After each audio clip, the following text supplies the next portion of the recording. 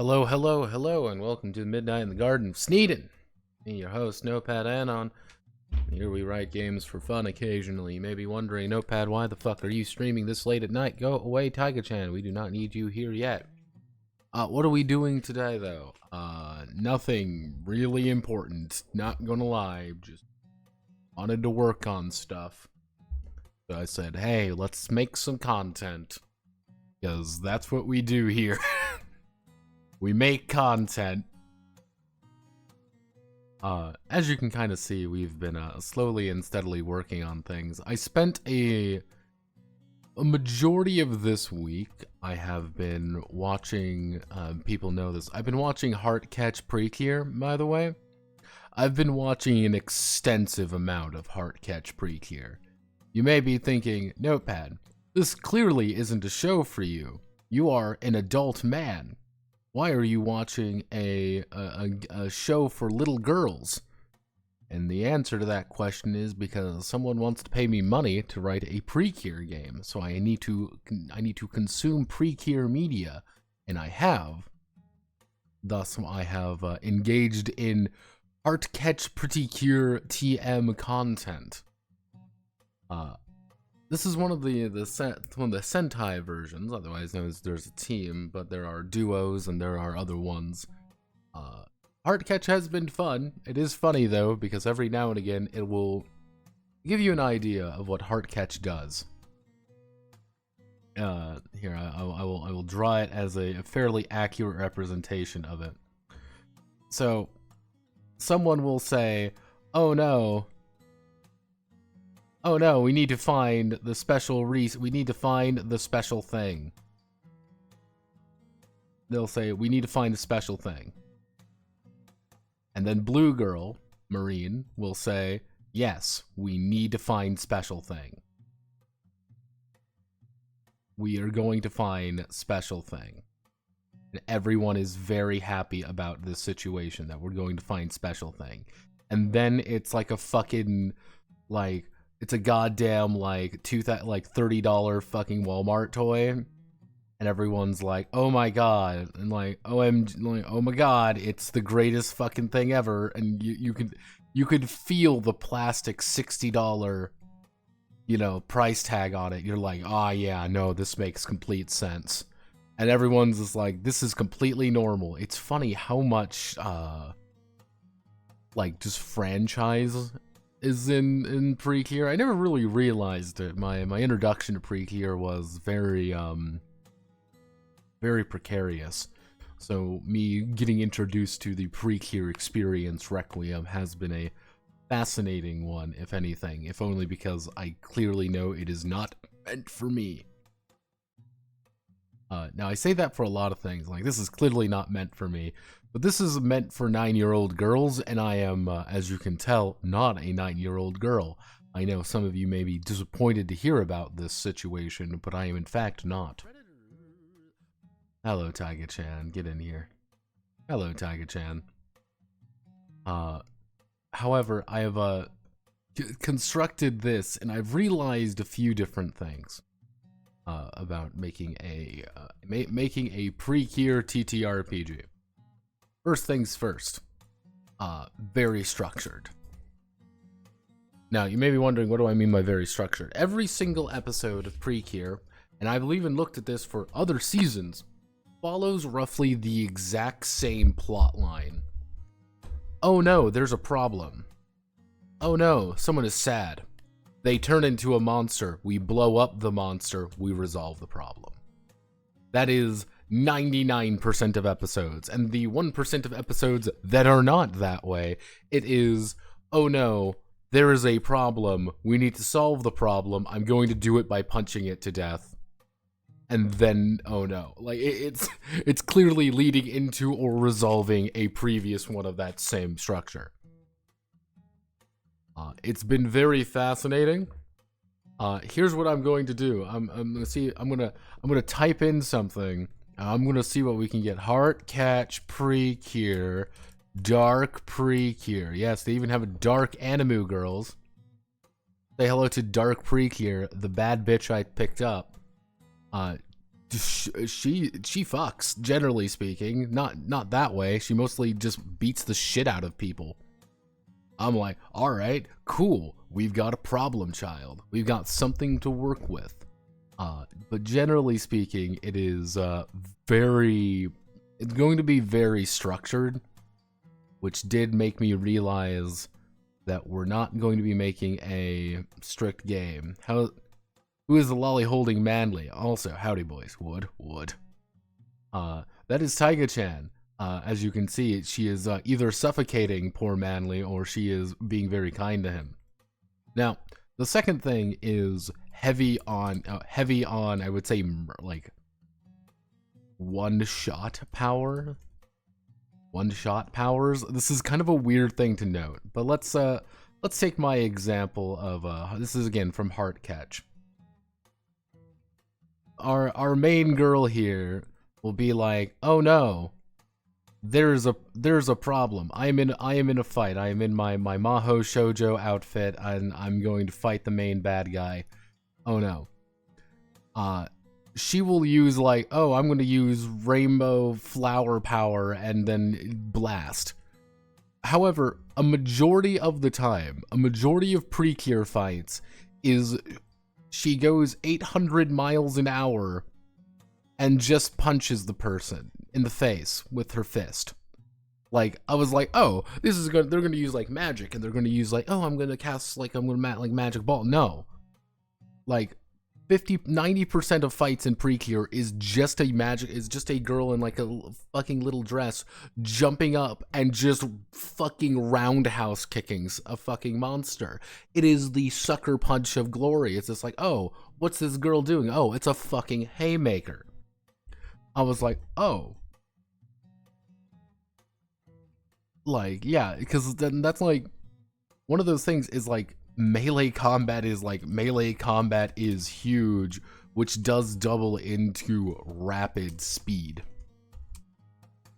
It's really weird to enunciate what I mean by this, but when you have a character, let's draw out let's say here is our big bad monster man, our monster of the week. He's a giant piece of shit and no one likes him. Our anime girls will be like, over here for 1 second, punch him, rocket this way, do a mid-air recollection, jump over here, do a second kick, and then end over here in about 5 seconds. Like, this is like 5 seconds. It's boom, boom, boom, boom, boom. They fucking leap around, and just how kinetic some of the fights can get. And mind you, they establish really early, by the way, being like, oh yeah, no, a pre-cure can, like, an actual cure, that's what they refer to as cures. Cures can jump like 50 meters in the air, like pretty safely, and they just jump around and they fight, and that is how they fight. There is no set battlefield. This is a problem. So probably what I'll end up doing is more like this weird concentric ring system. Being like, you're more here, but like movement isn't an issue. Like I can't have like a strict grid or anything because it's legitimately not possible. Move fast, hit hard. Exactly. And they can even take some punishment pretty easily. Like, you see one of these girls get hit by a fucking freight train effectively, and they're like, oh no, I've been slightly injured. But again, they get hit by another attack, and they're fucking down for the count. It's very inconsistent. But they do take damage, and they do actually kind of get on the ropes a few times. I'm like, oh, okay, I'm invested. But there is a lot of... It is funny, though, because what they do is they have the fucking... Oh, well, I'm using the Heart Seed power. Now, what'll happen is our anime girl here will be like, oh no, I need to use my superpower. I need to use this thing. There's a problem. Now, the ones we know about there's a few we know about. We'll use just copy and paste her a few times just so we know. This is what I mean by that one-shot powers. It's like, oh no, I need to get strong. I need to get faster. Yeah, now she can literally fucking after image teleport. Yeah, she's so fast, she literally leaves after images. I'm like, all right. Then you're like, oh no, I need to get like, I need to go like Super Saiyan. I need to get like fucking Kaioken. Cool. She turns into Kaioken. She beats the shit out of people repeatedly using the power of fucking fist. And then there was another one which was like, oh hey, here's a special power that makes you feel good. Yeah, this is the shit we're working with here, and it's not like they can't use it or something sometimes. No, they actively say you can use this at any time. They just don't because they think they realize that, oh hey, this would invalidate half the fights if you could just use one power and fucking kill someone. I'm like, yes, all right, I understand this. This might be a problem. It's I know Cure Sunshine has Cure Sunshine has the new one, and she's yellow. That's her color. She's very yellow. I want to see if I can't find a. Can I get a better yellow color? There we go. She'll be like, oh hey, I am going to. I'm sitting here. Oh no, I'm an anime girl. I'm just going to use my Ultra Shield and permanently block everything. Where they actually had to make like, oh well, she can't protect her side, but nothing ever attacks the side. It's like, oh, cool. She has a perfect parry to literally everything. Like, all right, I can do this. This is fine. It is funny though how aggro Precure is. It is an aggressive. Like they're not like, oh, I need to defend. No, it's. We are going 110% forward. I am beating the shit out of you with my fists. And I'm then going to use my super ultimate final attack.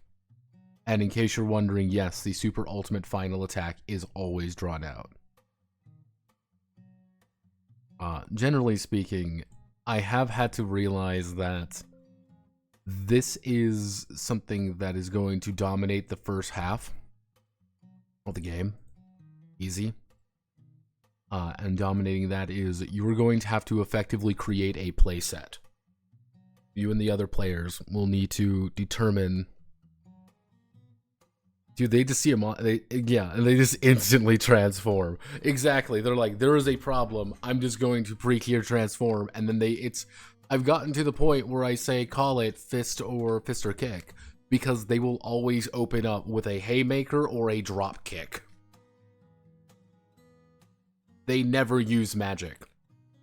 And if they are using magic, it's like, it's the final super technique where they have to like, oh, we're going to purify your heart. Fortissimo golden wave hyper explosion, cock and ball torch.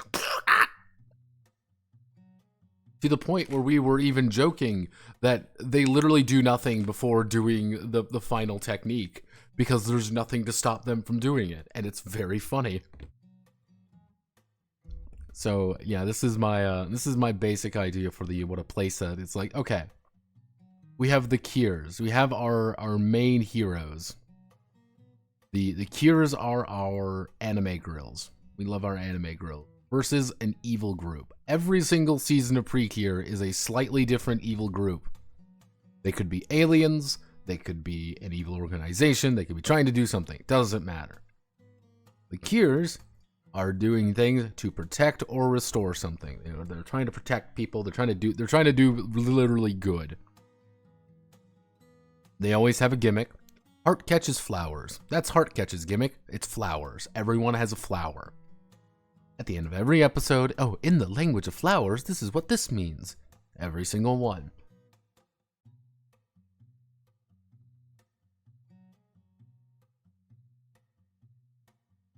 And they always have their fucking fairies. And let's do Precure fairies. Yeah, these are all of the various fairies. Look at all of these marketable plushies, everyone. Like, this is something that we need to actually consider is here are our like marketable fucking plushies. And you're going to you're going to like your marketable plushie mascot character, and yeah, there's a lot of fairies. Some of them are actual fairies. Others of them are just like weird sprite.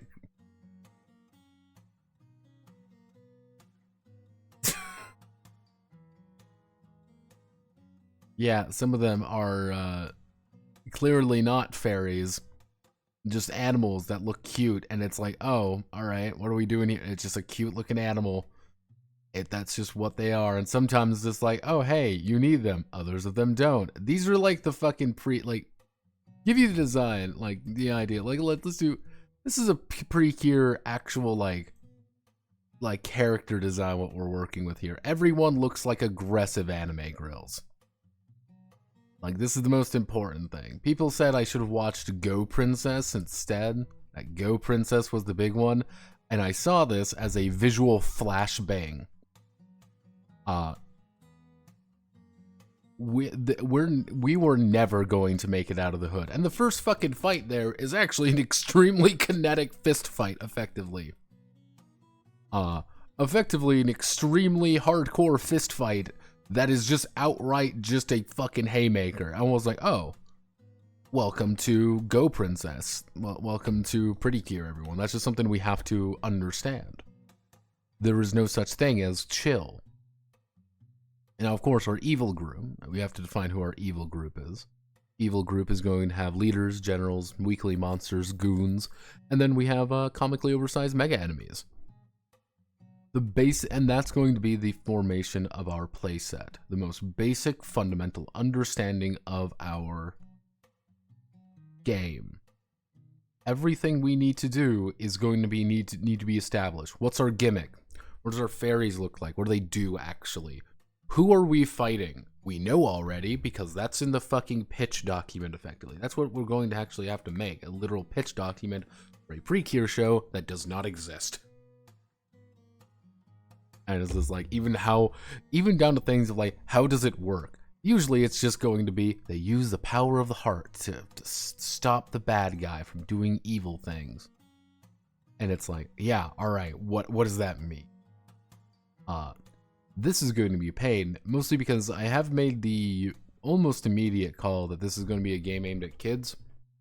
It's a game aimed at kids for adult men, which is an extremely strange situation to be writing for, but it is also incredibly funny to be writing for it because I am a masochist. If you must know, I am a complete masochist.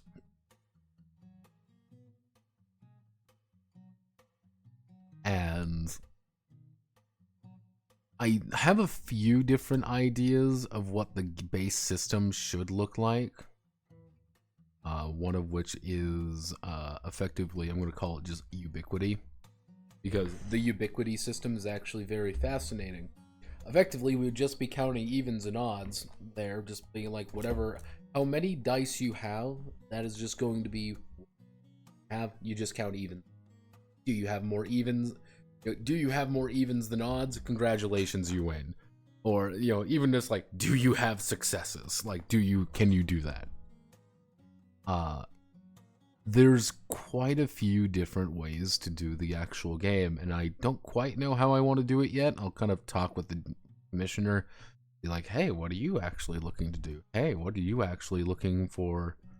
What are you wanting to do here? Like, give me something to work with. He didn't really give me much to work with, relatively speaking, so that's just something I have to deal with. I think I've got a majority of the actual like attributes and stuff hammered out.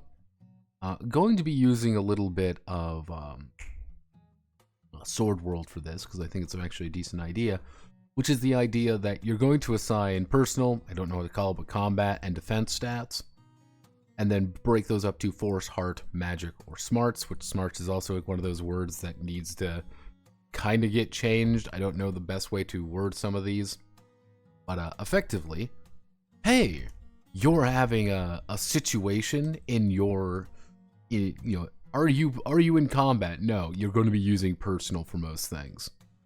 I want to do something active, roll action. It's going to be force personal action. art, personal words. The basic idea is that it's going to be fairly structured, even down to how combat goes. I've been kind of going back and forth of how combat is. I need to kind of figure out how I want to figure out how the base system operates before I really start getting into the nitty gritty of combat, because that's going to obviously shift how things look there. Generally speaking, though, I want to kind of control the amount of dice people are rolling, because I'm like, okay, do I really want them to have like a shit ton of dice? Do I only want them to have a couple dice? What does a high stat look like? What does a low stat look like? Can you just fuck up a character? Which I don't want, obviously. Because generally speaking, players will have the advantage over the monsters. They will have a pretty strong advantage over the monsters because they kind of need to. Because why wouldn't they? Because they're the cures, and they are powered by love and friendship is boundless. Have you caught the themes of the show yet? It's very simple. But yeah, that's kind of my it's kind of my current rundown of the pre-cure super show game. I have a couple ideas for a system, even down to the fact of like you don't really have like health per se. Like it's kind of like the idea of like, hey, we've taken hits, we're losing the momentum of a fight. We're kind of losing the momentum, and then it's just like, oh hey, they've clearly got the advantage on us, we're gonna lose. What happens now? Versus, hey, we've clearly beat them, let's use our final attack, they blow up, we purify them, everything's happy. And it's kind of one of those things where it's just not like, oh hey, you've taken 8 bajillion damage and you are dead now. No Maguka. This is the polar opposite of Maguka. There should never be the word die anywhere near this. No darkness, no sadness. Everything is aggressively happy. Everything is aggressively PG. Like, not even fucking PG. What is pre-cure rate? Like, pre-cure rating. I'm curious. Hey, give me a pre-cure age rating. 7 and up. Like, literally, this is a 7 and up show. Pretty cure, yeah. This is literally for, targeted at 5 to 12-year-old girls. 5 to 12. This is our these are our demos, by the way. We are not looking at like a really, old audience here, and it's just like, do we want to introduce the concept of death to someone? No, we're not going to introduce the concept of death. There's going to be nothing like that. Even down to the fact of like, I was thinking about having, let me bring them in. It's kind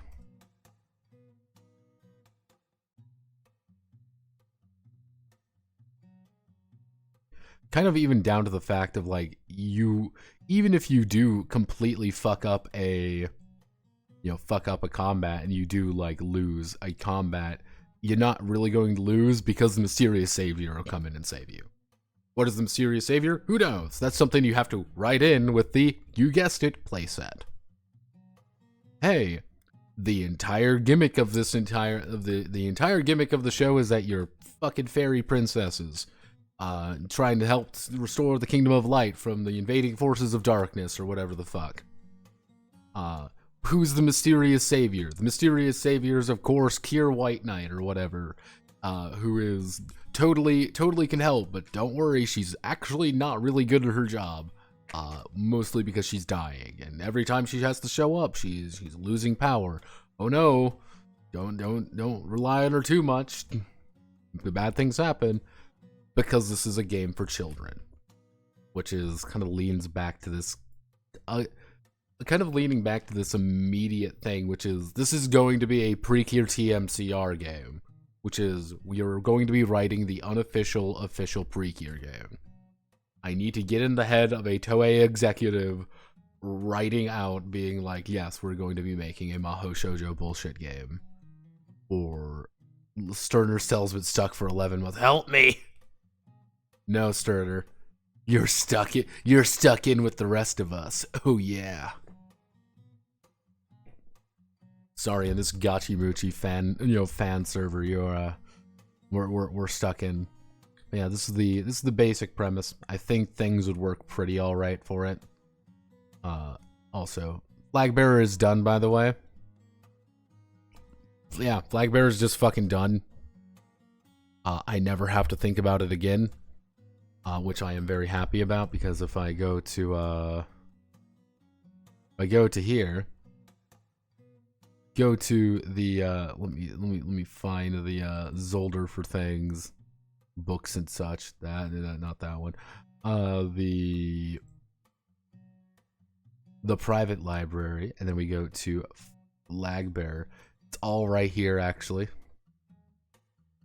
All 140 actual fucking pages of this game is all right here, with links that actually work, by the way. You realize how much of a pain in the fucking ass this was to set up? It was a bitch. It was a nightmare to set up. But I did, and everything is here. You too can now play Flag Bearer TM, and it doesn't look good, but it definitely does work. It's there. It is functional. Even got page numbers in. I know we're being a little fancy, as you know, that we actually have page numbers in this book. But the next game we're going to be working on for PDF project wise is Crisis Center. Crisis Center is going to be a fun project. You want to know why Crisis Center is going to be a real fun project? As it fucking struggles to load. Not because it's a long game. It's actually pretty short. It's only 67 pages. I'm going to give you a reason why this is going to be a pain in my fucking ass. Oh, look at all these fucking tables. All of these are just tables. Because I was a fool. I was a silly clown, and I put every single one of these things as separate tables. So I'm going to have to transfer about 1 billion fucking tables to Affinity, which is going to suck. It's not going to be fun. It's going to be time-consuming agony, but I can get it done. I know how to do it. It's just going to take time. And in case you're wondering, yes, this is actually based off of the porn game Crisis Heroine, except it's Shin Megami Tensei. Oh dear. Rip in peace, homie. Small girl holding tiger ball is Polish, unfortunately for him. Yeah, no, it's I've come to accept my life. I have a few ideas how to do things. I have been approached by multiple people saying that they would like me to run a game. I'm ready.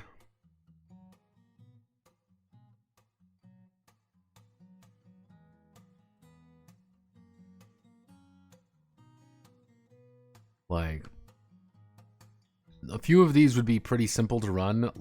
Some of them are less easy to run for various reasons. Let me see. Do we have? I need this. We're gonna go here. Boop, boop, boop, boop, boop, boop. Yeah, these are our various things. Now, I was told I was told that to get popular, I am going to need to put into this word here. Yeah,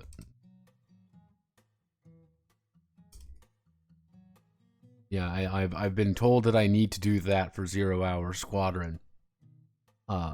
Mostly because that's just something the people want. I've learned people just want incredibly horny aliens, and I'm like, all right.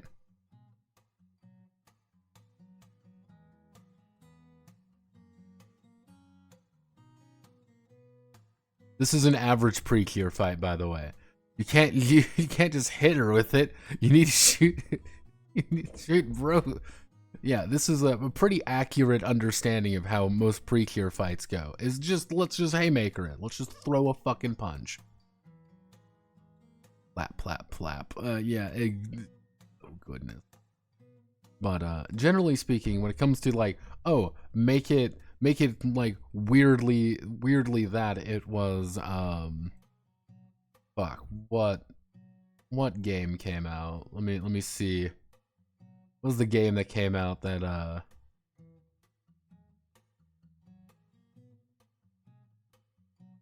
oh yes, it was Change Stars finally came out. Now, we talked about Change Stars 8 billion years ago. When it came out on Kickstarter. This has been effectively 8 million years since we talked about Change Stars, because Change Star is a very fascinating situation, and it's very fascinating because they have the in-case sex aliens in, because we've been invited to the alien lesbian polycule. That is the actual lore of this, and everyone looks horrifying except bug aliens, who are all women and want to have sex with you. Very strange one. Now, what do I mean by the in-case sex aliens? Now, if we do in-case and I type in the word alien, I'm going to play it risky-bisky. Do I see a penis anywhere? No penises. Thank God. I like to... That's a penis right there, isn't it? We're gonna roll down there a little. Yeah, so this is... these are the Puazi, as they are referred to as in the in-case comic Xenobiology. They are effectively just horny sex aliens that want to have sex with humans. Weirdly enough, and with no relation at all, there are also aliens that are simply a little bit too close to the horny space aliens. They've denied connection to it. But how I'm also like, I'm also a little bit like, okay, this is gonna be a weird. Yeah, we're dealing with some weird stuff going on here. But yeah, do they literally just have weird horny space aliens? Yes. So I've decided to double down with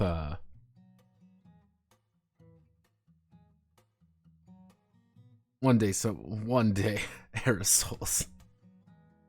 Hey, Notepad, remember Chakats? What do you mean Chakats? They're not Pazooie from Incase. They're infinitely less interesting Thren. Yeah, they aren't that. They just look that way and are more boring. Honestly, what's a Chakat? Oh. Oh no. I don't care. Fuck the aliens. Yeah, they fucked us. I don't know how it keeps happening, but humanity keeps winning and then losing. Someone will buy the PDF for $30. You have been tainted now. Why do you do this?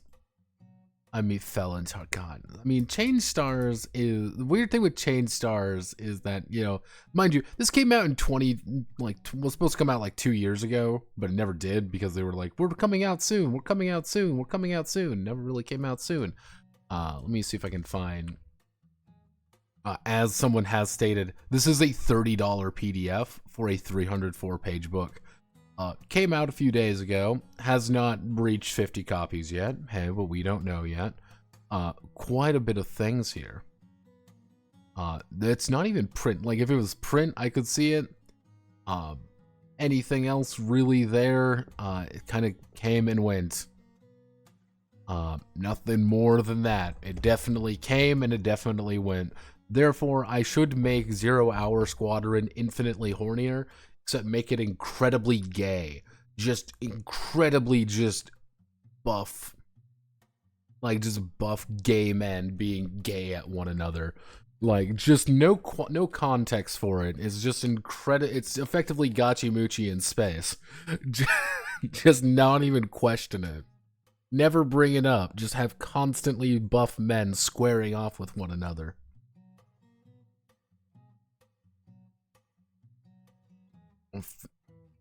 These Encyclopedia Centaur people are weird. I shall wait for the upload.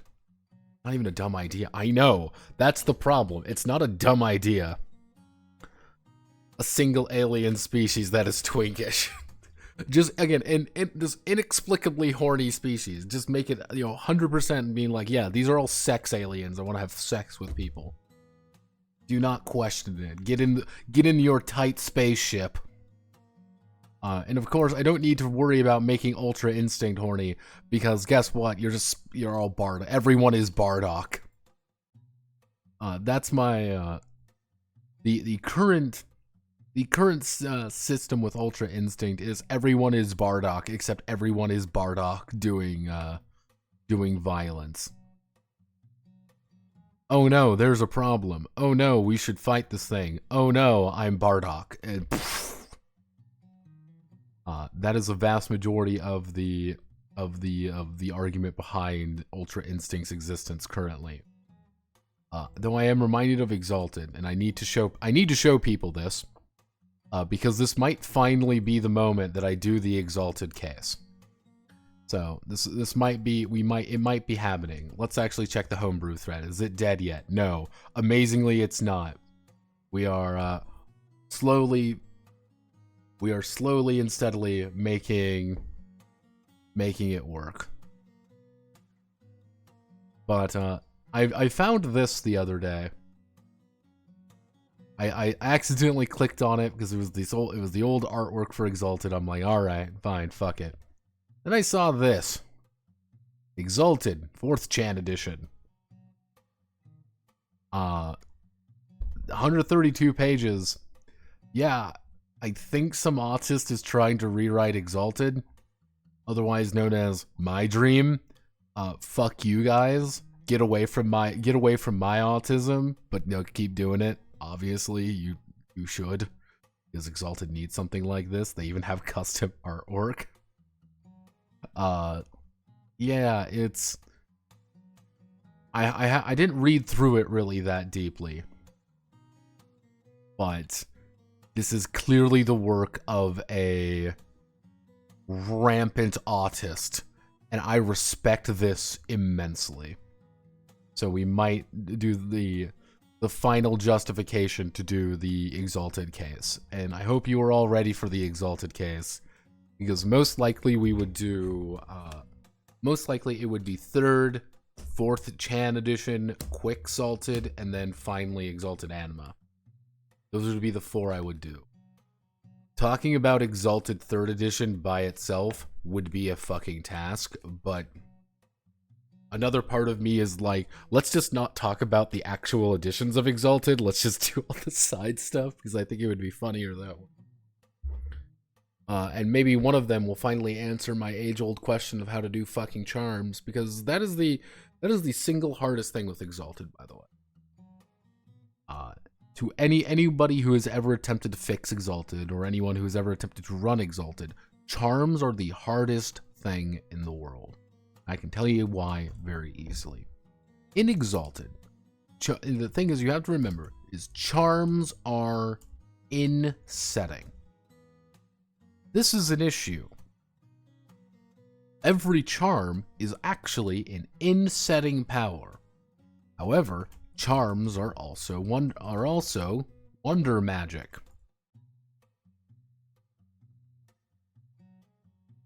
Charms are also set in stone. Charms are also boring. Charms are also exciting.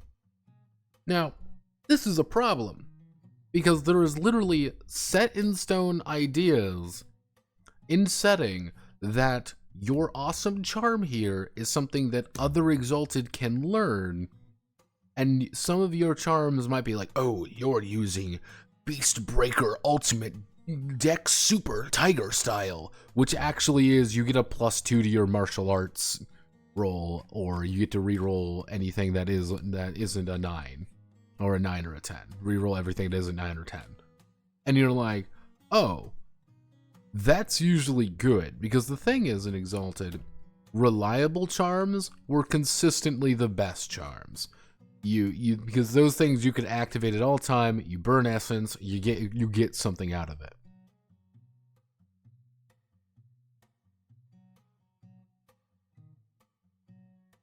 If you go over like so Exalted, you go over a 3, and the devs went to something awful forms to defend the rape spells. Oh lord, like rape charms.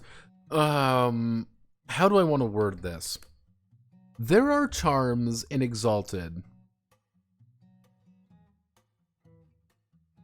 Would best need XT core alongside Exalted Essence. Oh, that's a very complicated question. Like, the thing is with Exalted, this is the thing with Exalted 3, or Exalted in general. Because every now and again, because remember,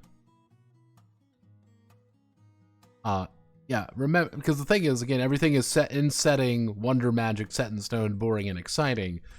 Now, the weird thing is, in Exalted, there are situations where you can be really fucking weird very easily. Diplomacy was very strong in 2nd edition, because diplomacy let you mind control people. And this was not like a, oh, well, it's like diplomacy from 3rd edition or whatever, where you're mind controlling people technically. No, this was actual literal mind control. Even worse, if that was your lunar partner. Yeah, no, you could do terrible things to your lunar partner and they would love you for it. They would love you more for it, actually, and there was some fucked up shit in there that you could do. 3rd edition did some worse things with that. They kind of doubled down on some aspects and didn't do others. I bounced off. Every single person bounced off the crafting system. Every single person bounced off the craft system. I have not encountered anybody who likes the craft system of EX3. Yeah, the new charms and stuff. Because, like, the problem with Abyssals have always been edgelords. And, like, they're like, okay, we want to cut, like, oh, well, we're edgelords, so it's like, oh, well, we need to be edgier, so we want to add weird shit. Hence why you can have weird shit where it's like, oh, here's pillow art spells and, you know, charms and shit, and this is a problem. But the general gist about doing anything with Exalted is you always have to address the charm issue immediately. Because charms are a thing in setting that you must manage at all times, and if you don't manage your charms at the exact time, the game doesn't actually work. Like, creation itself falls apart if you don't have charms. Because charms are part of the setting, and they're part of the game, unless you try to make it like a weird open magic system, but then everyone can do everything, because that's not how it works, or God help you if you are even touching sidereals, which no one should touch sidereals, in my opinion. No one.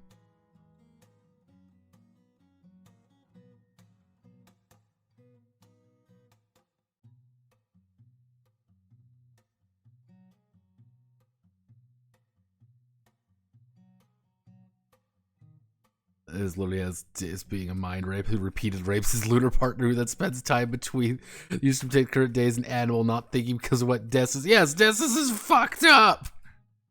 Yeah, Tui was like, what the fuck?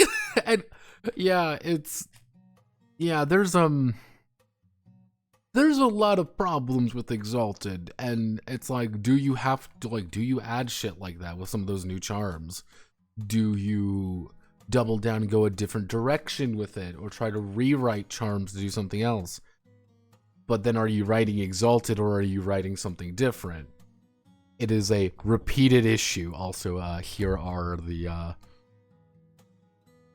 Olden Shear drop in again, only to reiterate, there is no rape. There is no rape in the sense that you hold down and stick it in, as opposed to the sense of anything that creeps me out. Anywhere in the Previewpedia, Ravish is used to fashion a bondus rippers, a style intentionally adopted when tacking towards the lover. Judging from the hullabaloo, it's clearly a word choice. You might look more carefully since there's thumbnail concepts rather than full explanations, but hey, bit late for revisions now. You may now resume. Even D&D had things like char person are used for rape. You know that D&D doesn't have rape person. Sorcerer Wizard 2. Yeah, things are... talking about Exalted 3rd Edition is kind of a saga unto itself, because Exalted 3rd Edition has a lot of weird shit behind it, and there is a story to talk with 3, its development, the people behind it, why it was the way it is, and why it's 3 is in such a strange situation right now. Honest to God, when they were talking about Anima, I thought they were going to release 4th edition. I honestly did. Because that's what they were kind of hyping Anima up to be, kind of. I haven't read Anima at all, actually. I haven't really engaged with Exalted in years at this point, just because I couldn't. But it is... I like Exalted. I ran an Exalted campaign. I'm probably one of the very few people in this beautiful world that can say that. And there's a reason why my players all have a visceral, horrible reaction to that game now. Simply because it's a very fascinating game that caused everyone, including myself, to look at it with pure hate and pure interest more than anything. It was a very strange mixture of situations there. Oh Lord, I need... See, what I should do is I should do some more, SRD Nightmare. I've got a handful. Arguably, what I will do is after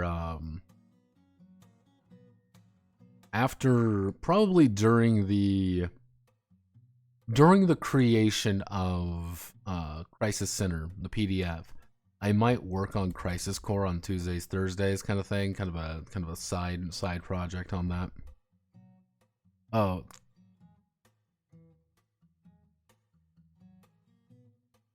Yeah, EX3 development Kickstarter started before I met my spouse. It was a PDF after we got married, a hard copy after our eldest was born. Yeah, Bobby, you not even that. Just everything around it, the people, all of the characters, and just it's one of those things, like, you need a fucking a fucking conspiracy board to piece why Exalted 3 is the way that it is together, because it's such an interesting thing. It fucking sucks out 5e, catering to casuals, locked a greater rape person behind 3 levels of Hollywood or Paladin. Damn it, Sterner. Damn it, Sterner.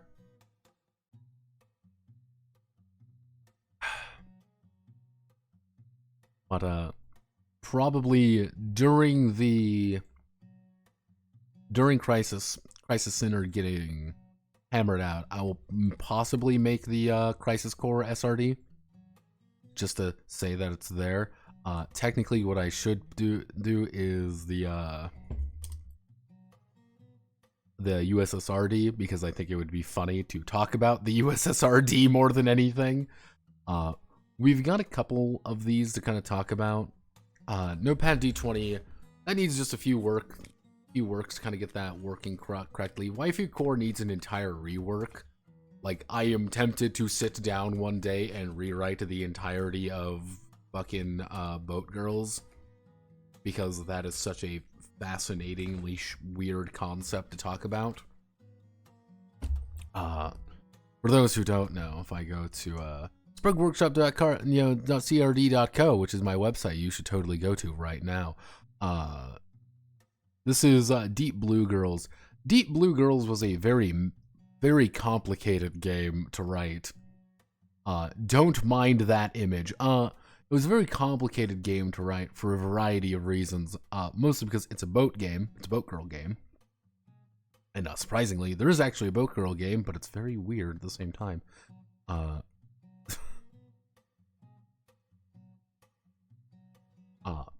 Yeah, it's a the system it uses is very strange, and at first I was like, oh, I'm going to use this as kind of like a generic like gacha game, and it just did not. It did not work that way. Like, I need a full retrofit of Deep Blue Girls. I mean, if we want to, it's been long enough, arguably, that we could probably do something there. I mean, we can do I already have Deep Blue Girls on here? I don't think I do.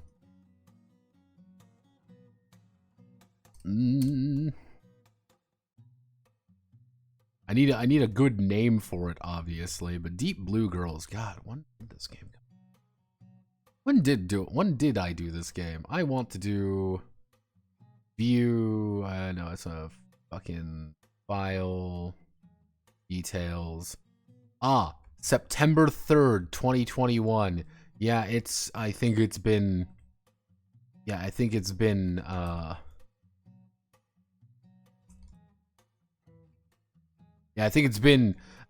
while.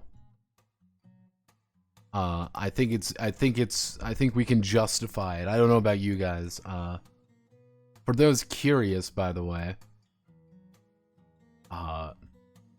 good copper watching.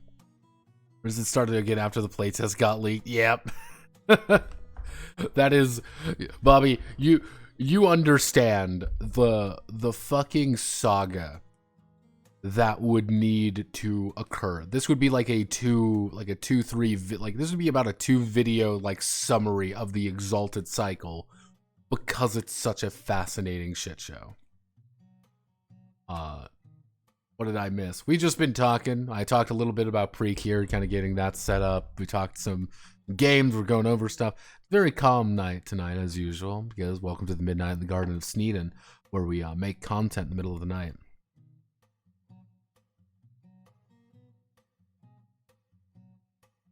Yeah, it's... Because the thing is that's weird is that Exalted 1E, Exalted 2E, Exalted 3E are 3 completely different fucking games. Like, radically different. Even though they take place in the same setting, same concepts, same everything, they are radically different. It's really interesting. Generally speaking, these are the games that I would like to redux. It's been a while for some of these. I have...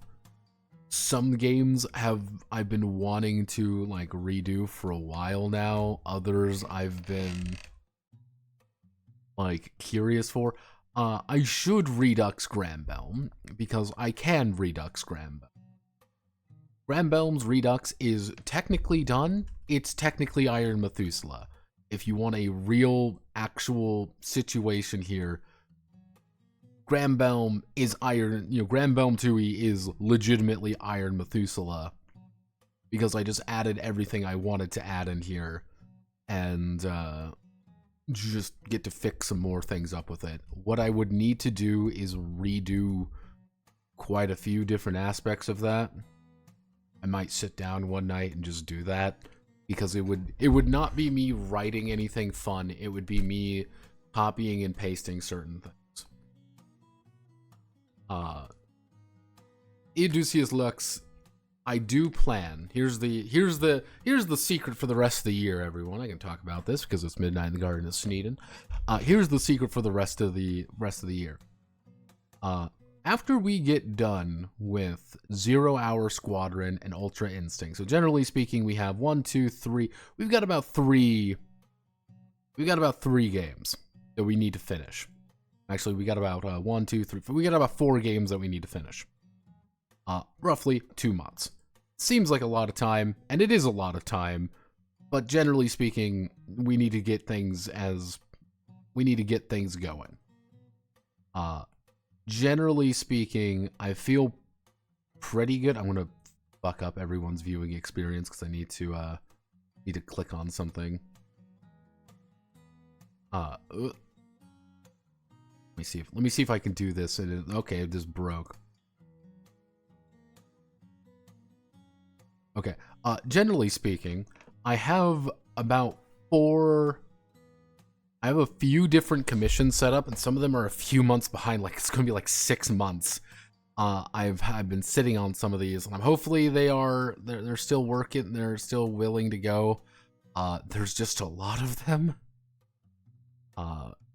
And that's what I was thinking about doing is after we get done with these, what I was going to do is I was going to put up a vote. I'm going to put a vote for the patrons and put a vote for everyone, of course, is that we are going to do an obsession project. What does an obsession project mean? An obsession project is we're going to choose one game, and I'm going to be, what it would be we would work on the other commission. We'll try to get the other commissions done, kind of thing. But it would be kind of an alternating experience. It would be every other day kind of thing. And most days would be dedicated to first reduxing the project that I would want to get done. Then we're going to do a lot of double checking, a lot of working on it. It would be a lot of behind the scenes stuff to make sure that that game is as perfect as possible. Not gonna lie, it would have to be as perfect as physically possible. And from there, I don't know. People have told me to go to Kickstarter, do something there. Other people have told me to go to another place. I don't know how I would do it. It's very up in the air. But that also kind of falls into one other thing that I've been putting off, mostly because I have no idea how to do it. And people have bugged me about this repeatedly, but there's a reason for it, is I genuinely have no fucking clue how to do this. Let me see if I can... Let me see, do I actually have my... do I actually have it in my folder, or do I not have it in my folder and just put it on my... Yeah, okay. So, give me 1 second as I force myself on Twitter for, exciting sadness. As you can tell, I usually don't talk about things too much. I usually just post my schedule because I'm extremely boring. See, people have told me repeatedly that I need to, work more on, posting things. This is difficult for me because I don't do this.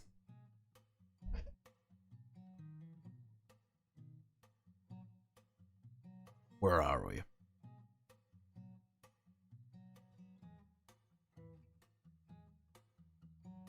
Yeah, I still have no idea why this guy printed this out. This is physically painful. It'll never be perfect. That's something you always must understand. It'll never be perfect. What I'm trying to find here. God, this is... been 900 years.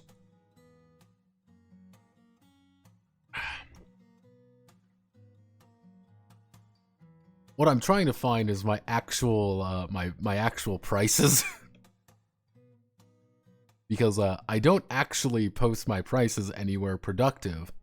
Here we go. So, generally speaking, these were the Notepad Anon commission prices right here. These were the old ones. Notepad learns to grift. Don't want to do a Vosh. I accept my... I embrace the risk. I am the risk, as one might say. You will see my extensive Tiger Ball collection. So, as you can see here, these were my prices. These prices are not good. Now, the thing is, most projects ended up about 115 to about 125 USD on average. I would need to go to like PayPal and double check everything.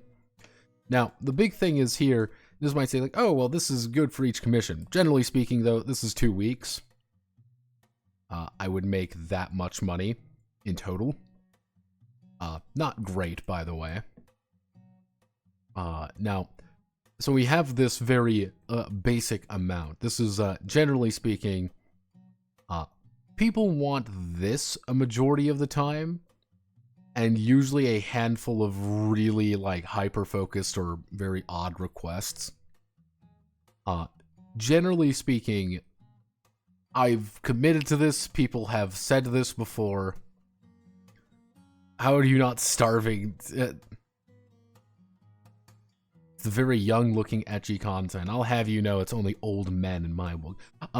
Notepad, are you not starving to death with these prices? Well, generally speaking, I don't need to worry about that too much.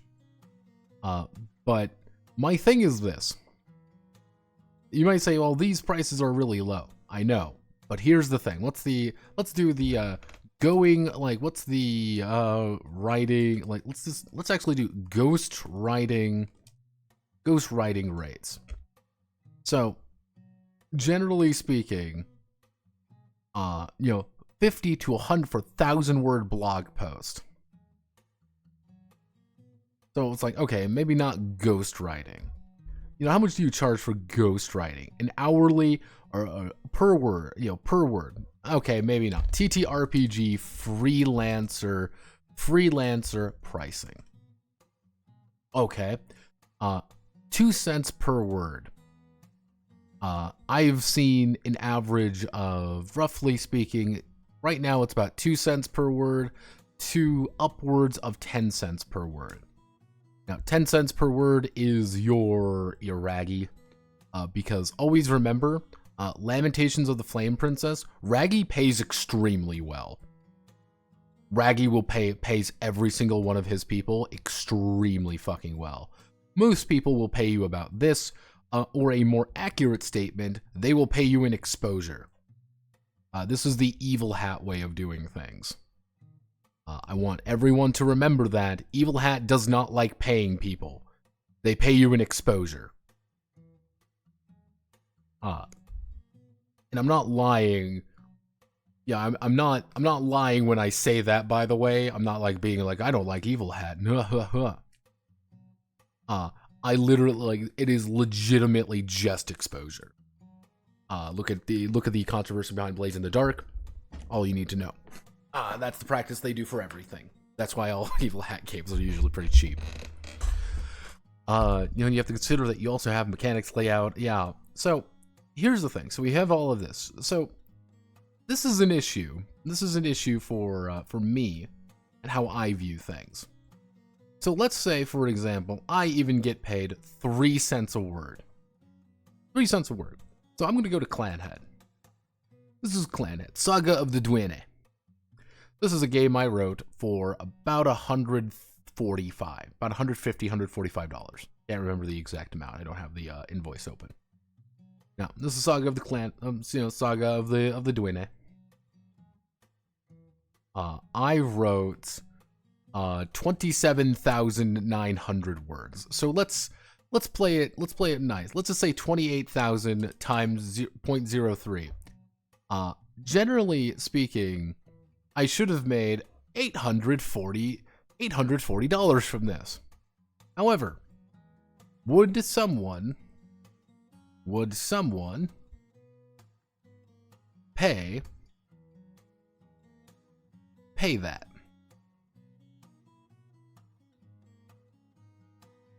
I don't know. This has always been my problem. This has always been the grand problem with the Notepad add-on pricing experience. Because here's the thing, I don't like charging people per word. I don't like charging people per word because Clanhead, I could probably reduce Clanhead by about 10,000 words if I just chopped things apart. I just made it a lot more basic, a lot more simple, a lot easier to understand, and just cut shit. So do I want to charge them by that? Maybe not. Maybe I don't, because I actually took a lot of things from another game. So is that fair to actually charge them that amount? I don't know. I don't like charging people per word because I generally do not know the actual final word count. I do not know that final word count. And some games are going to be smaller than others, and then I write one where it's just like, well, I'm going to add a bunch of things in there that I think are going to be cool, that are going to enhance the experience that they didn't request, but they like. So it's like, all right, it's hard to find a word count there. So I'm like, okay, I want to have just, pretty much just, project cost. But at the end of the day, my fear there is the very simple fear is, our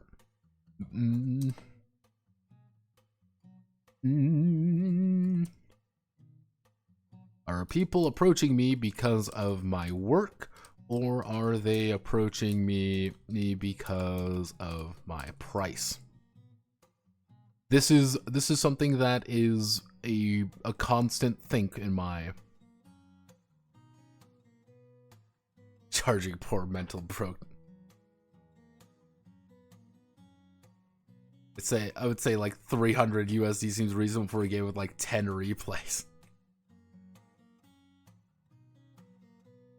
Do you retain the copyright and sales rights to these games? Technically no. But the big thing is, this is the thing that nobody ever comments on. Nobody ever seems to pay the not adding it to the Sprug Workshop. All of the commissions are on here. You can go to my website right now and look at every single commission. The only one that I have not willingly put up is Dungeon Tactics, because I was like, this is my first real commission. I didn't really have that in there, but I have Dungeon Delvers. Dungeon Delvers is effectively Dungeon Tactics for free. If you ever want to play Dungeon Tactics and you're like, I don't know what's going to be in this book or whatever, look in here. This is literally the entire thing, and added with a bunch of other shit that I felt like that would be way better. But everything is here because the vast majority of the time, like, this is a guy named Fate on my server. This is Fate's game. This is Gai. Gai is a Chinese mobile game. He does not own Gai. He does not own Gai in the slightest. He cannot sell this game. However, he paid me for it. But I also put that in the idea of, you know, and people have asked me, let's like commission it. It's like kind of like commissioning fan art. Is fan art, can you commission fan art? Yes, you can commission fan art. Nothing wrong with that. People pay people to draw characters that they like constantly. That's not a weird thing to do. I want you to draw me my favorite character from my favorite game having gay sex as my OC. Fine, whatever. Nothing wrong with that. It's fan art. That's how I kind of do this. And like, it's effectively, this is Alona fan art. This is Gai fan art. But like, there's a guild for that. The guy who there's a guild for that, kind of hit me at a bad time. He wants to rewrite most of the game because he likes it, but he's like, I want to do something different with it. So he rewrote the entire thing, being like, do you want to fix it? I'm like, not really, but I'll say I'll look over it. And then I did, and then never responded. But like, yeah, if the guy who wants to commission Zombie Dark 30 ZDT really wants to sell the game, I'd be like, yeah, no, you can totally sell it. I don't really care.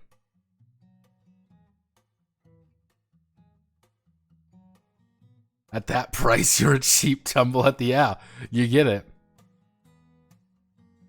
Let's see. Not adding his workshop is your commercial pricing. Yeah, bill by the hour. Well, again, here's the thing. That's always like, when it comes to like even billing by the hour. Generally speaking, like, what I stream, like anytime I'm streaming, for example, is hard to say, you know, how many hours do I put into a game? That's really hard to quantify, because sometimes, let's say, this is where I live. This is my little abode that I live in. Sometimes, Notepad will walk to the store. We'll walk to the store, and I literally carry a notebook around with me. I have a little notebook that I will carry around with me in my pocket, and I will take notes on something if I just think of a good idea.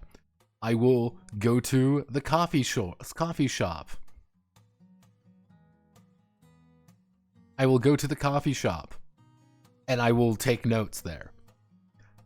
There will also be times during stream where this is happening, where nothing productive is getting done.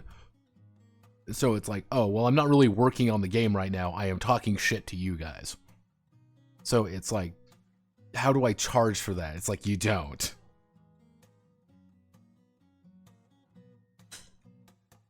Like, bill by the stream. See, again, that's kind of that issue. If I'm not feeling well, I don't want to, like, stream longer. Some games just take longer for me to stream than others. And if I get into the zone, I mean, you guys, probably, if you've been here long enough, you've seen me kind of get into the zone a few times, where I'll work for 4 hours straight. I've been told that is not healthy. I've been told by various streamers that is incredibly unhealthy, and you should not do that. Apparently, I stream for very long time comparatively to other streamers. I've been noticing that slowly and steadily by looking at people like Pippa, for example. Pippa's actual job is this. Like, she makes actual, like, money doing this, and she streams on average for about 2 hours. This isn't my job. I stream, like, 3-4 hours with a I streamed 5.5 hours yesterday. I didn't make money off that. Whom is Pippa? Pippa's the meme rabbit. Is meme rabbit VTuber. I can guarantee you, if you've seen around the internet, you have seen this racist rabbit. She is the Lamau funny 4chan rabbit that makes a good chunk of money being an anime girl on the internet. Which she has apparently also lost her model, which is very funny to think about. Generally speaking, though. How do you not know the Yabbit? The racist rabbit. So yeah, it's been like... I've been like debating on like, how the fuck do I raise prices? It's just like, per stream, like, it's like, okay, let's do it per stream. You know, it's just like... Generally speaking, there's about 2 weeks.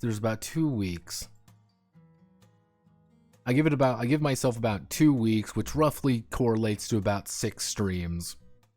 But sometimes it might be 7 streams. It might be 7 streams.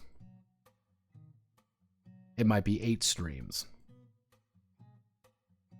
Hell, if I've got like a really good thing going, it might even be 5. So it's like, what do you charge there?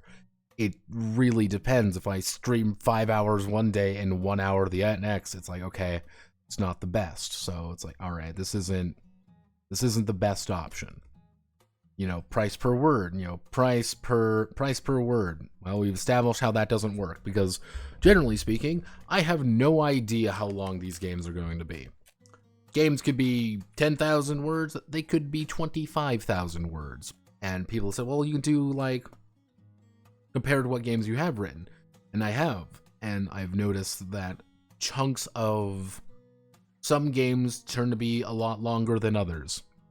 There's no real consistency among them, and if there is oh, for the past 4 commissions you've made them really long, then I can point to every single one and be like, this is why this game is as long as it is, because I copy-pasted a bunch of shit from another game because this is what they wanted. The paperwork doesn't really work that well. Oh, she found her original, like...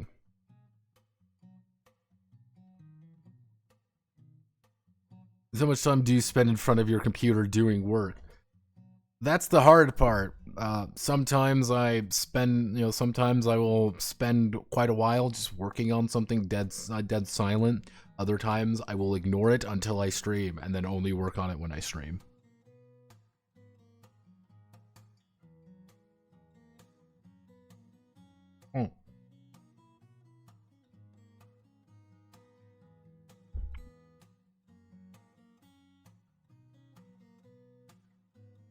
But yeah, generally speaking, we've got so what I was thinking about doing, let's say for example, we do it per stream. Let's say per stream, because that's what people are apparently saying. So per stream, it's a little bit, generally speaking, we can say it's going to be between 5 and 7 streams. So let's call a spade and say it's going to be 6 6 streams.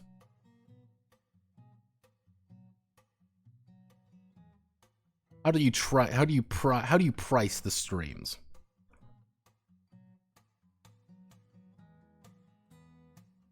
Okay, here's what you do. Charge people assuming 6 streams. If the commissioner wants more done, add up to a charge. Probably, what I'll probably end up doing is keeping this here. Just that, like, just a flat add-on to whatever it is. Because, like, I'm not going to charge people for these. I don't want to charge people for, like, war games and stuff more because I genuinely don't make war games. And I'm like, I'm not going to promise fucking anything here. Like, I don't want to promise jack shit there. So I'm like, what would you charge per stream?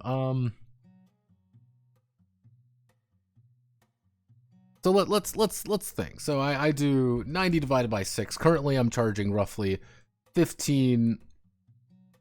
Currently I'm charging about 15 a stream, which is amusingly way more than I actually make streaming.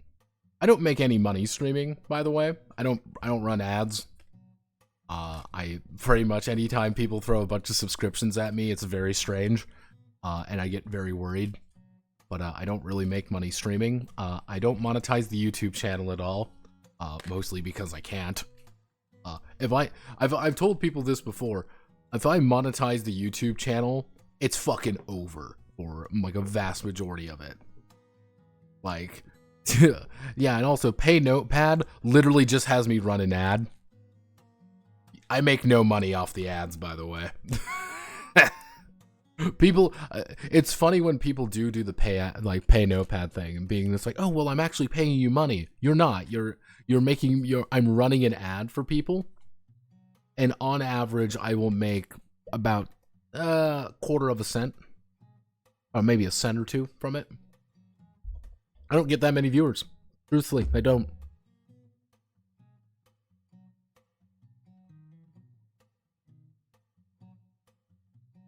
Even if monetization is off, most of the time the channel gets pushed more. The thing is, if you get monetized, the thing is with monetization is if you get monetized, there's a lot more eyes. Now you may be wondering, well, that's not a bad thing, right? Well, that's not just eyes of people, that's eyes of YouTube. And if you notice in a vast majority of the videos, I make comments that are not really PG. I would say over half of the videos would not be monetizable in the slightest, and no one would be able to see them. That's one of the big issues, is that nobody would actually see them because they would get immediately killed in... there. That, and I do use music at the end that's usually not too friendly. I've seen people get demonetized a lot worse, for a lot less, let's just say, for some of the shit I talk about. And I've thought about doing it repeatedly, and it's like, do I really justify it? Like, can I do it? If they get killed, it means it's in the same zone as usual. No, actually, fun fact, McDrewsalt, that's not how it works. Effectively, if you're unmonetized, you can think about, like, you go into, like, a weird pool. You go into, like, the low priority pool. You're in the mid pool, I guess the best way to think about it. You're in the middle pool. Everyone who isn't monetized goes into the middle pool. You're not into the high priority pool. You're not into, you're not in the super high priority pool. You're just in the mid pool. You're in that mid one. You get demonetized, you go to the low pool. You go below those ones even. That is how the algorithm works. The algorithm is a fucking bitch. And once you start doing that, it's consistently, you have to be making better videos every time. And I don't.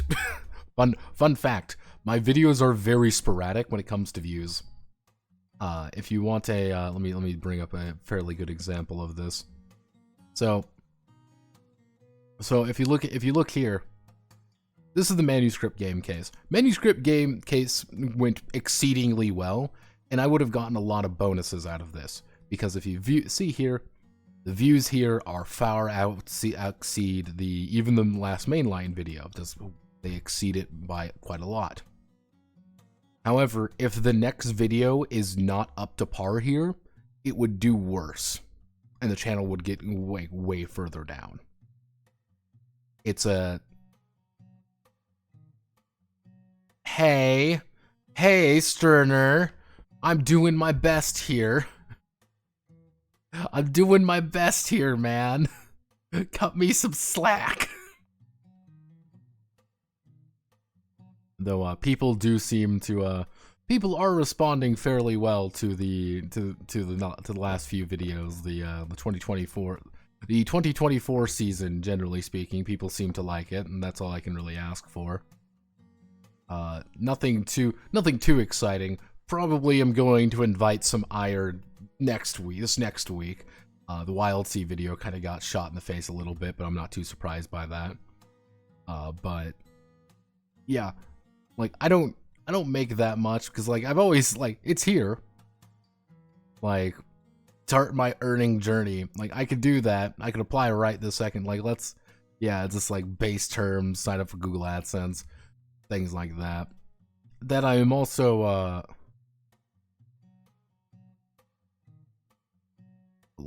clap. I've thought about doing stuff like that. Advertiser friendly Notepad channel. Fuck man, no one even subscribes to the second channel, which everyone forgets I have a second channel. You shouldn't subscribe to it, by the way. This is something I want you all to remember. You should not actually subscribe to it. It's not very good. This is not a productive channel. This is literally where I just upload every single video. This is where every single one of the videos go, of the archive streams. This is where they all go. If you ever want to know where they go or how they function, it goes here. If you ever want to watch the Dragon Pass videos again, they're all here. If we go to playlists, all of the King of Dragon Pass videos are here. The other one should be here. Yeah, there's the Bastard Bonds videos are all here. Pretty much any video stream, all the Dark Messiah. If you ever want to watch me fail miserably at Dark Messiah, everything is here. If you ever want to relive the exciting adventures of Notepad Anon gets shit on by Dark Messiah, or any of the other video Zatsudans, where we just talk to ourselves. Where we talk to ourselves about, where we talk to ourselves while playing video games. None of these are good, by the way. They're all just me talking. Nothing productive goes on. You have a second channel? Yes. Don't subscribe to it. Don't do it. Not worth it. If you ever want to know, again, that's where every single one of these videos go, hopefully, and all the video streams. That's the archive channel. It used to go entirely on the main channel, and people wonder, like, how do you have 800 videos?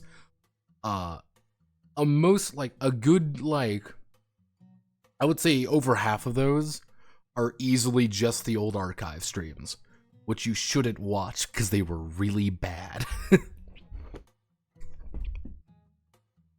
So let's see. I want to increase the monetary funding. So let's say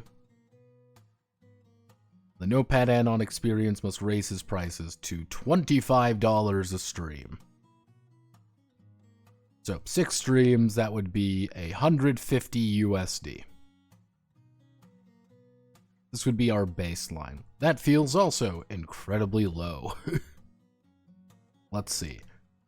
Do we have any suggestions? Now is the time to suggest. My brave viewers in the middle of the night, past midnight EST, you have any suggestions of how to raise the prices properly?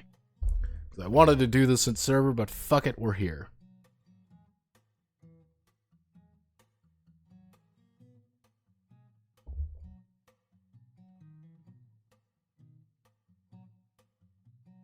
200 for the floor?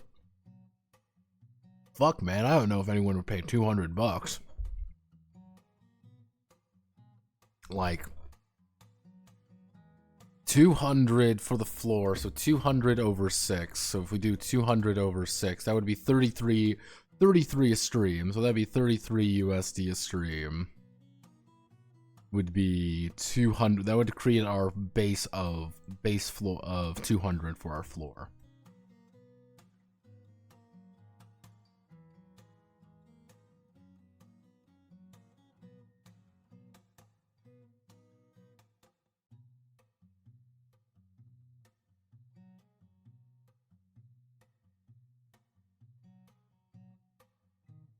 Like, break it up so it's more appealing. $50 for mechanics. Fuck, man. Like, oh, $50 for mechanic. I can't do that, Sterner. I know that way too. I know myself too much. That's not how.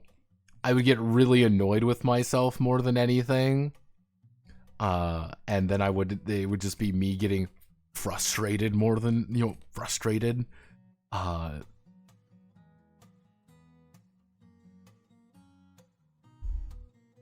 Be like, this isn't right. I gotta finish things, this way. And like, I need lore.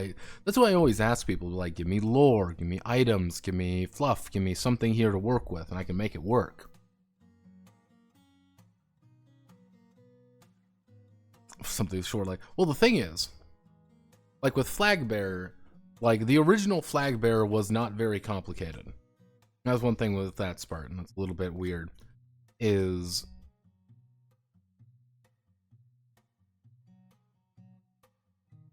it's like, oh, you do flag, like with Flag Bearer was that there was a lot of context behind that one, is why Flag Bearer was such a pain in the ass. You guys did not see 90% of Flag Bearer's development. I'm going to be honest with you. You guys didn't see 90%. Because that was a lot of me sitting and waiting and debating and writing and doing it, killing myself effectively.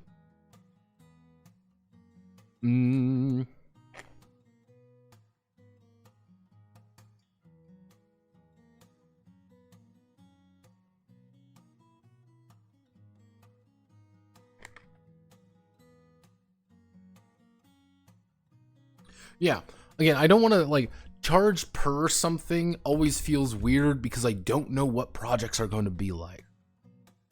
For all I know, I can go into, like, I could really go into something like that and I have no fucking clue. Ow. Rewrites change at the base rate. Man, I ain't even going to think about that. I'm not even going to think about that because sometimes it's incredibly simple to fix. Where it's like, hey, can you make this different? I'm like, I'm not going to charge you a rewrite for that, like, or whatever. And generally speaking, it still goes on my website, so I would probably just put it in there anyway. But let me. So let's think. So if I do. Okay, so how about we do this? We do $30 a stream. Our base rate is 180. This is our baseline now.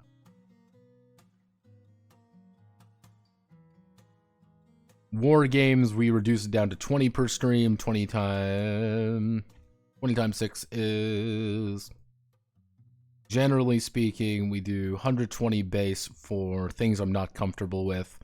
So uncomf. And for systems I already have, we would do, I guess we would want to put it in the middle there. I guess if it's already an established system, we call it a nice EV.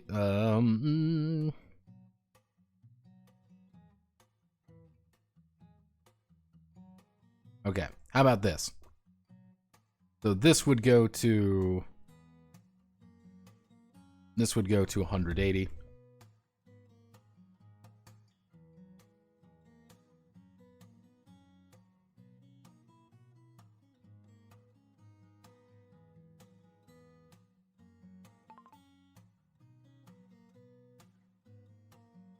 So this would go to 180.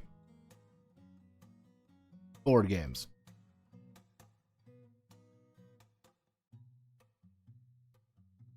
Board games would go to 120.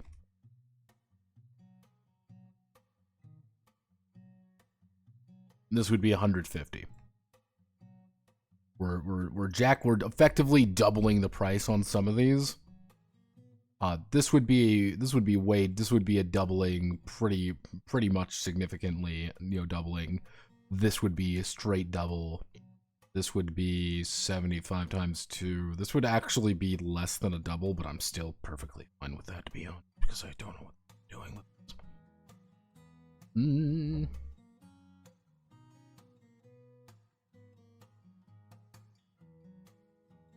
I'm telling you, card game and war game prices are my waiting to blow up in your face. Yes, McDrewsalt. However, there's a counterpoint here.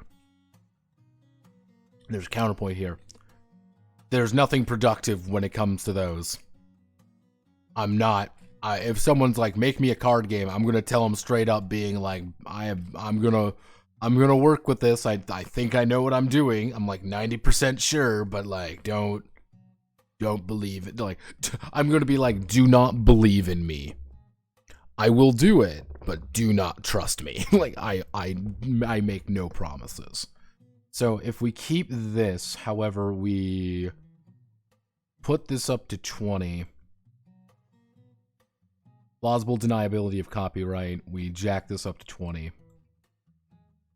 Not adding it to the Sprug Workshop would be, I would say, we'll do a 25. We'll bump that up to 25. I'm going to commercialize this, otherwise known as we're doing 30%. I'm just going to say 30% royalties minimum. Actually, you know what? Fuck it.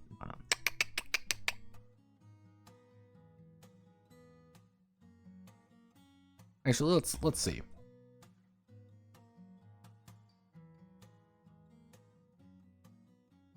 Yeah,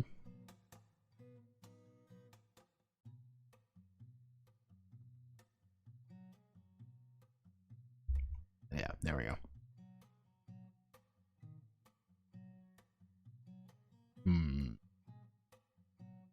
So generally speaking, in our current rough state of being, here's the thing, in our current really rough state of being,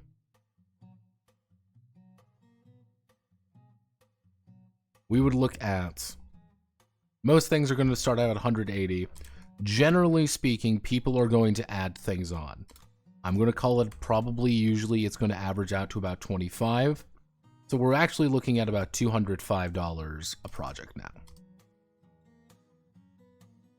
This seems very low, but that is 205, so that's effectively about 100 a week.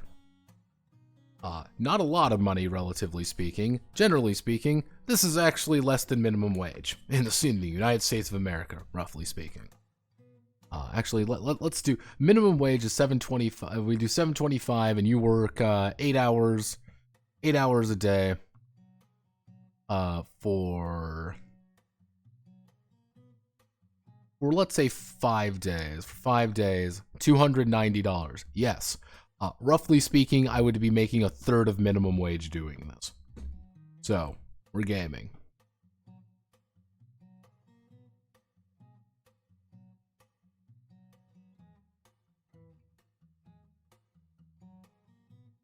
I'm telling you, just remove the not adding it to the workshop pricing and add it to the commercial rules. In fact, just remove set pricing for that and just set it by case on the off chance John Helldivers wants you to make a Helldivers game. Fuck, man. Yeah, I mean, it's... The thing is, this rule right here was not necessary. Like, this was not necessarily... how do I want to word this? Not necessarily for commercial products. This is kind of a weird way of wording this. This is not necessarily for commercial products. This is, hey, I commissioned you to write a porn game. Please do not put it up on your website with saying this was a commission project you were paid for. That could be traced back to me. That's what I initially kind of prompted it as. I'm like, hey, do you not want me to add your fucking weird smut game to my website full of other professional looking games? Because I was paid for it, and generally speaking, people watching the videos might find out it's probably you by usernames or something. That's usually my thing there. $50, man. I would say being like, you want pornography, $25. Well, if like you want porn, do it for free. I'm doing it for free. Fuck it. I should make that a discount, the Gachi Muchi discount, where I just take off $20 if you want it to just be Gachi Muchi themed. Yeah, I want everything to be Gachi Muchi themed. Like, alright, if you say so. I'm not gonna stop you. Give the people what they want. Cheap game. Ooh, Dirty Deeds done cheap. Ow, that's not how my back is supposed to sound. Ugh. So generally speaking, if we're playing it by this ratio, so we're looking again about $205 roughly for a project, per project, roughly speaking. However, let's play a little game here. Generally speaking, it's this amount. What else could we add? This is a weird question to think about. What could we, in theory, add?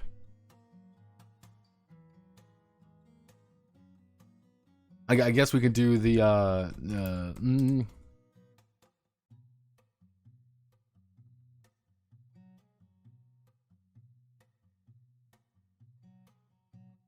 actually, no,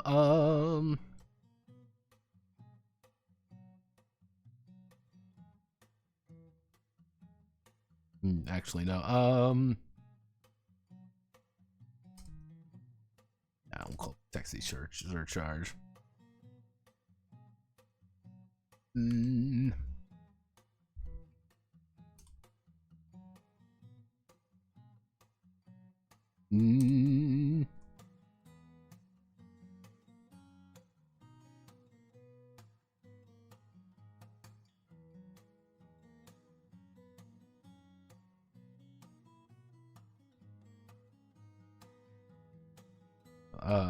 Let's think, because it would be funny.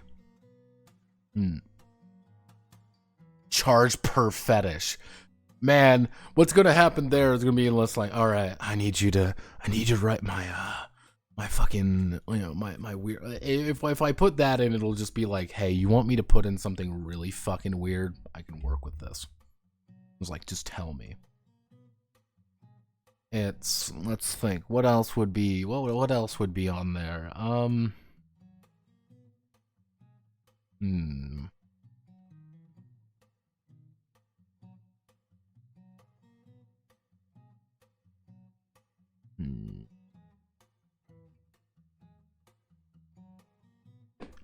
Because generally speaking, because what I'm gonna have to do is, like, if we're saying like $205, $205 roughly for a project. So generally speaking, we are looking at, also, this is something I also have to consider, is not just 205. This is going to be 205, about 102. Going to be about $102 for Big Barra patrons, because I give them the 50% discount. So some people don't want to pay me the discount they want to pay the discount for some fucking reason. I don't know why. It's very strange. Thank you all, by the way. Thank you for if you don't want to do that.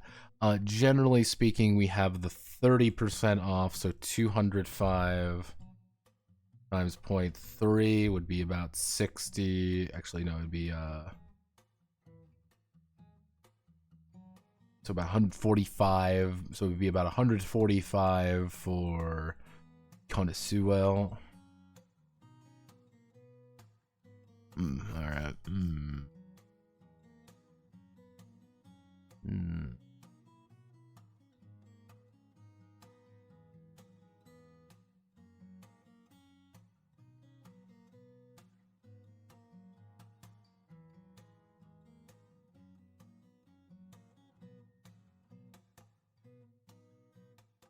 Yeah, I think I can work with this. It's not perfect, but it'll work.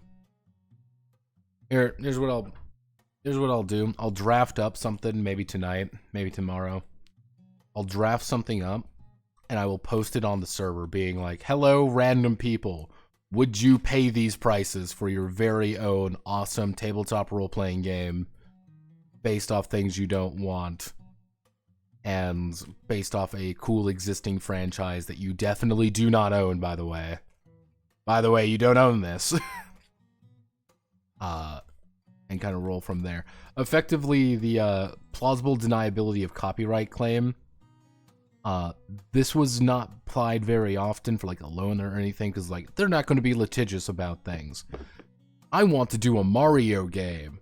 Okay, we can do the Mario game. Get ready for Barrio, and you know that was effectively being like, I'm charging you to avoid this because I'm not stupid, and I want to get more money for you doing things you really shouldn't or are very litigious about things. To protect myself, but I'll call it here. Thank you all for watching. I know it wasn't a very exciting stream. We just talked about stuff, but stuff is what we do best. So, let's see. Tomorrow we're going to be working on. Don't know yet. I'm going to be honest with you. Don't really know what we're doing yet. The commissioner has not gotten back to me. He has been known to kind of disappear for a few days at a time. So what we may do